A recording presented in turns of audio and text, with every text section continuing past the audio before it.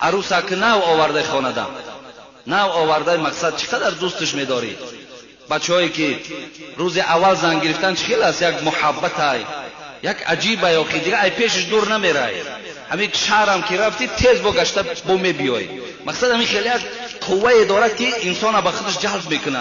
مقصد محبت داری. ولی پیشش ندر آمده که آتا و چت فیراد میکنه. بچه همی جبیو این قخته بالای زنک دنه پرتو.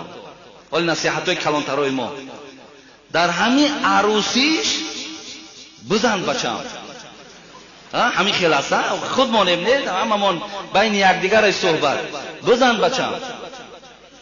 من دیگر جاها را بها نمیتونم، من خود اون چه که در بین خود ما میبینم. بچم بزن. عروس در عروسیش گفتن بزن علای چشمش بگی نه او چشمانه نه آتش مانه نه اولادش مانه او سیاست شنان که عاقبت بچم خار میشه. آقا ببین خلاف گفته ای خدا، خلاف گفته ای رسول. اینجا در جوانی عزیز وقتی پدر مادر همین نصیحت در شما کردن، حبیب خدا میگه لا طاعت لمخلوق فی معصیت الخالق. وقتی اینا خلاف گفته ای خدا و رسول گپ زدن، بگو پدر مادر من تو را از جان من دوست میدارم، از زن من دیده دوست میدارم، لیکن این نصیحت نادرستی تو را قبول ندارم.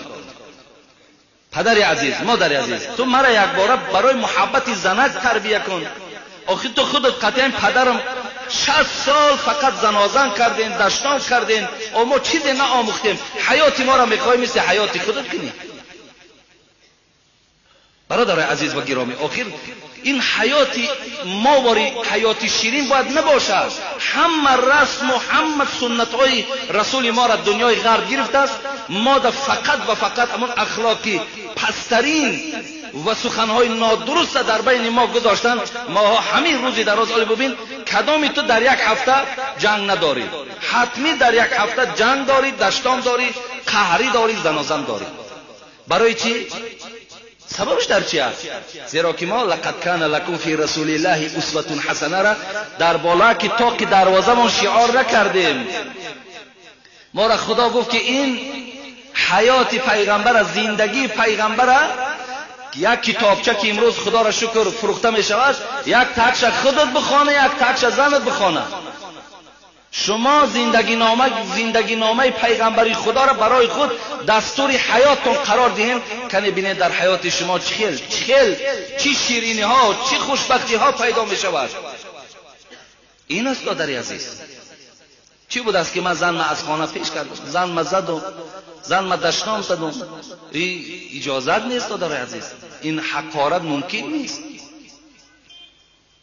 برای من خواهر عزیز شما با طاقت باشین، پرصبر باشین، انشاءالله پروردگار همراه شما هست. و جوانی که به این عمل زیش چنگ زده ای، خدا به سوی خدا توبه کن. اگر توانی هر شرایطی که برای تو امکانیت میدهد دست میدهد، این زن همراه فرزند خود جمع کن، اونها را تربیه کن، اونها را خدا ترس کن. فرزندها تا بد اخلاق و فرزندها تا در راههای نادرست نگذار که آینده از پشت این فرزندان